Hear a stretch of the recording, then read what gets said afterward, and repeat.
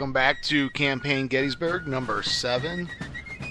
Here we have the situation on the field of battle. It's the rebel turn. More reinforcements have arrived. Milroy is still retreating to Winchester. Ewell has ordered Rhodes' division to advance on the Valley Turnpike via the Stevenson Depot to try to cut off any possible retreat that way by Milroy. And using the line of sight feature here, the rebel commander can try to make sure he has a good path of not getting detected from the guns on the heights there, so that Rhodes' division can try to get an element of surprise.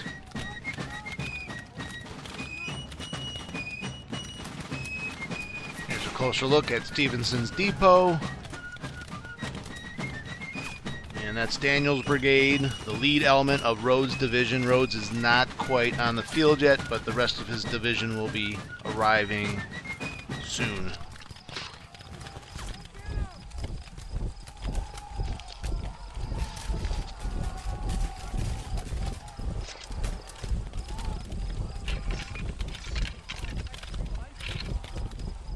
And remembering that a good tactic for objective hexes is if you feel that the enemy cannot spot you and you're right near an objective hex, if you leave it alone and don't take it right away, then you won't be able to, then the opponent won't see that that objective hex has been taken. So basically, if I take that objective hex as the rebel commander, that might tip off the Union commander that there are enemy units present at that location.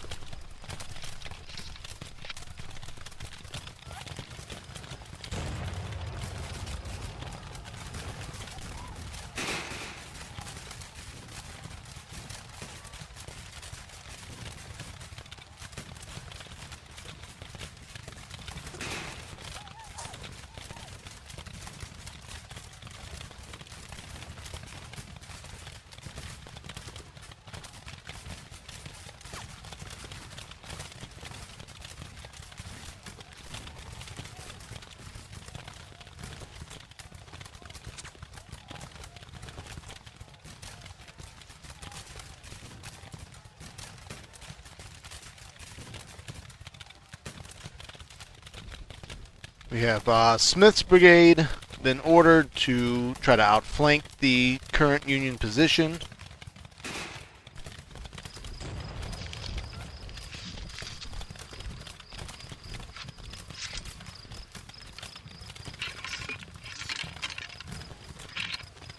And that's the Cedar Creek Road that Smith has been ordered. Back to Jones's brigade, up the Front Royal Turnpike.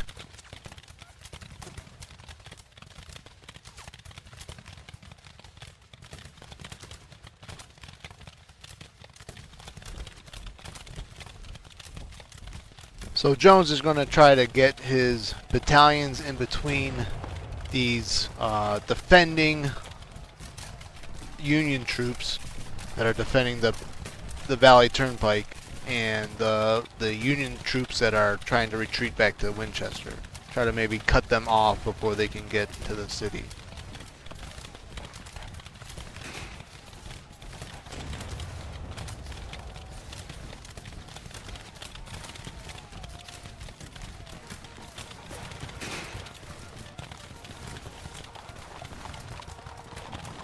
And Jones will move up artillery into position. Maybe he can get some artillery fire on the retreating Union troops.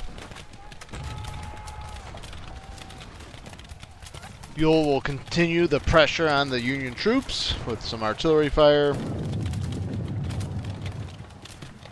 Hopefully they will cause some routing, some more disruption.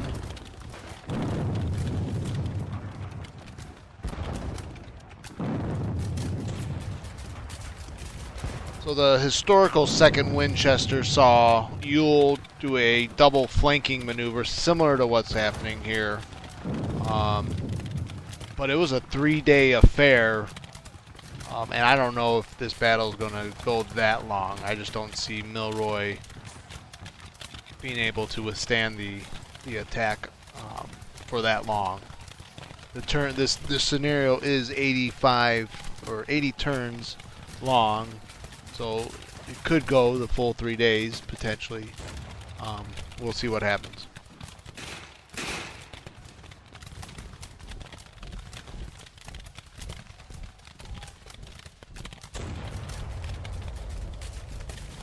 Gordon is ordered into position.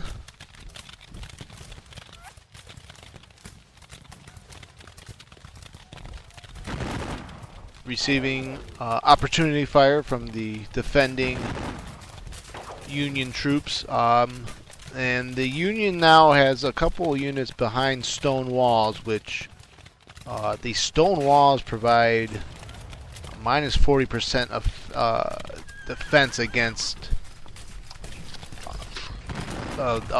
rifle fire.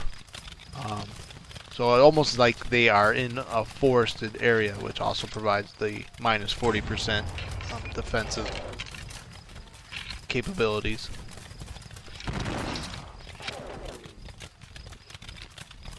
But at the same time, the approaching rebel troops also will receive that 40% benefit from the oncoming Union fire. But the stone walls will also slow down the advance of the rebel forces.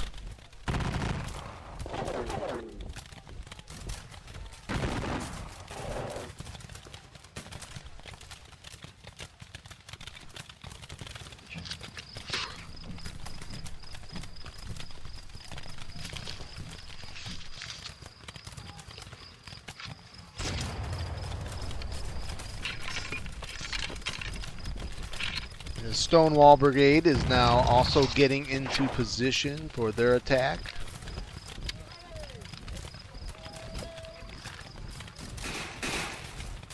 The Stonewall Brigade is now commanded by Brigadier General James Walker, who would be nicknamed Stonewall Jim by the troops of the Stonewall Brigade after the campaign of Gettysburg.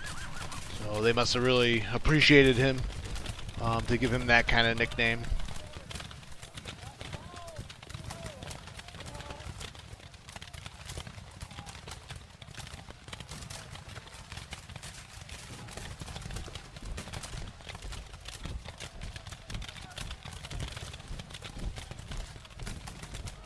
I'm going to skip forward here a little bit as we just move some more troops into position.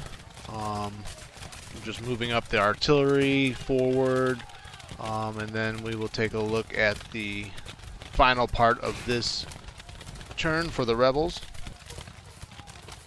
And as always, do not forget about command and control. Always be looking at your corps, then division commanders, to your brigade commanders. Gotta learn command and control. One of the most important aspects of the John Tiller games. Can't stress that enough.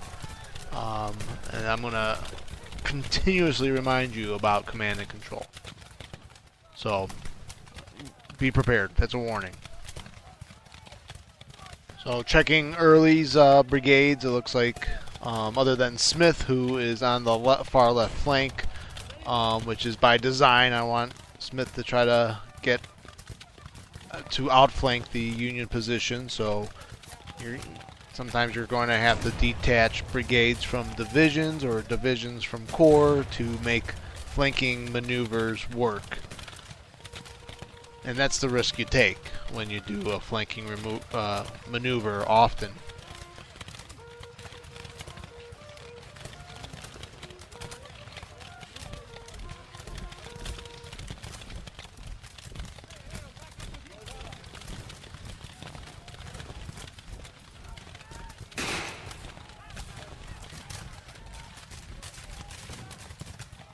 So Ewell has decided to move Hoke's brigade to over on the left flank as well to support Smith's flanking maneuver.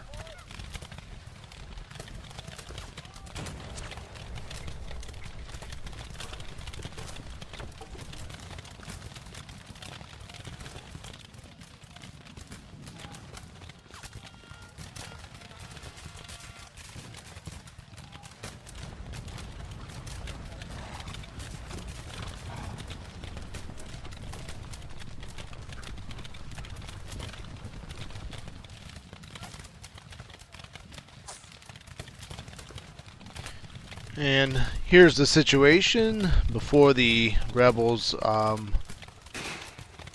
take some more offensive action against the defending Union troops here.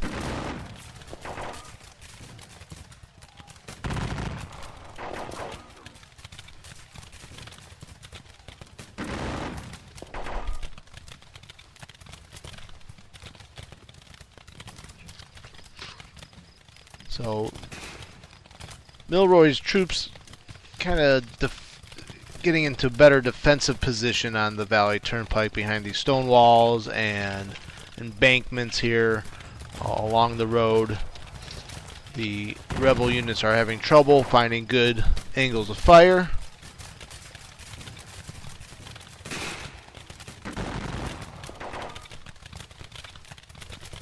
So that was no effect on that fire.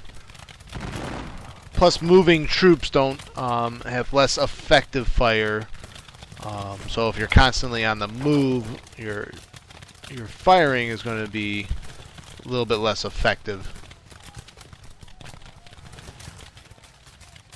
And this will conclude the rebel turn. Here's the Union command report. 2 units undisrupted out of 5. 1 unit rallied out of 4. So not bad, not a lot of routing, which is good for the Union side. They will be able to try to organize a better retreat. So Milroy's left with 3 choices of retreat. He has 2 choices that are northerly. He can go up the Welltown Road and maybe even swing over to the Apple Pie Ridge Road, or just stay on the Valley Turnpike and go northeast. Those are his choices to the north. He also has a choice to go due east on the Berryville Pike route. It's probably more closer. There's a exit hex on the edge of that map that he can use to retreat.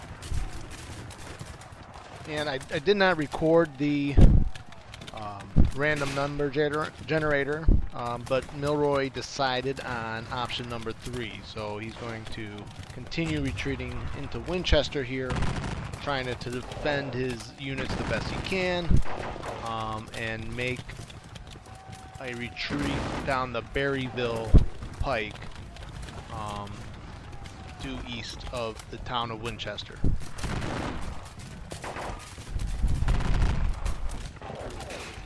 So the Union brigade commanders of Ely and Elliott have to be very careful. They don't want to make a wrong move here, and they could get easily outflanked.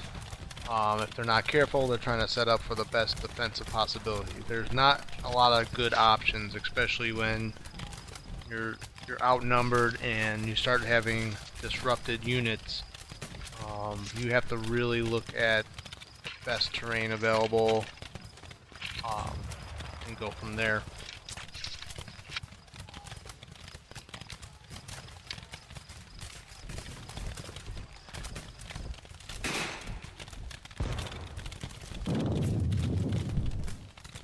Another thing to consider too, and you see this in a lot of Civil War titles, where the Union side often has larger battalion sizes. Now that's great because they pack a lot of punch. They also have less coverage though, where the Confederate side can cover more ground, meaning their frontage is greater. They can kind of hold positions and outflank due to their smaller battalion sizes. Now, and they can do that too. They usually have higher quality troops, so less men per battalion can fend off a larger Union battalion that might be of lesser quality. So, for example, in this scenario, Milroy's got a handful of battalions of 500 to 600 plus man-sized battalions, and that's great, except he's almost better off at cutting each of those battalions in half, and he could cover his flanks a little bit better. He can cover more ground further, and then he can also maybe even have a battalion or two in reserve that could use interior lines to reinforce hot spots on the line.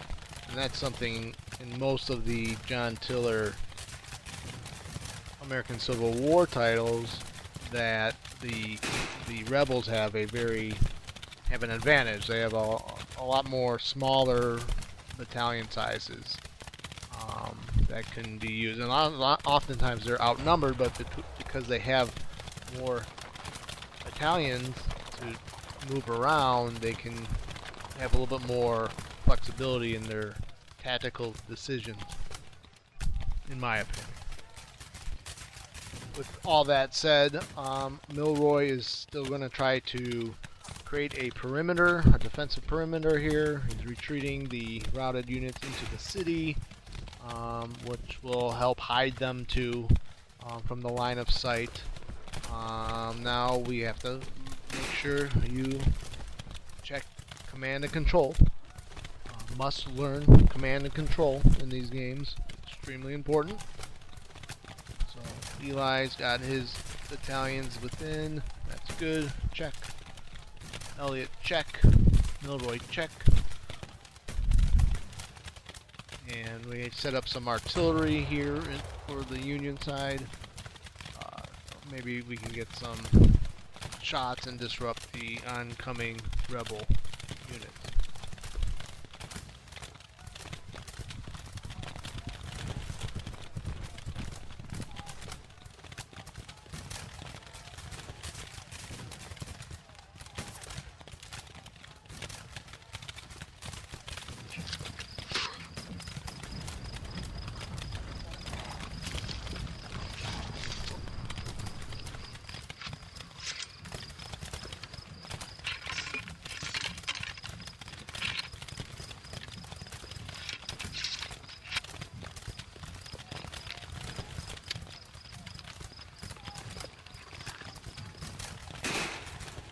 So some concern here about these rebel units on the east side of Winchester here. That if I start retreating my supply wagons too early, they can jump them on their route down the Berryville pike. And that completes that turn for the Union. Here are the losses. Right now we have Union losses at about 1,200 plus 2 guns, and rebel losses at almost about 900. And you can see the cavalry losses for the Union side. The point total is extremely devastating to the overall points. And we're back to the rebel turn. More reinforcements have arrived on the field, so that's more of Rhodes' division, which is marching on the Valley Turnpike, and trying to cut off that route for Milroy.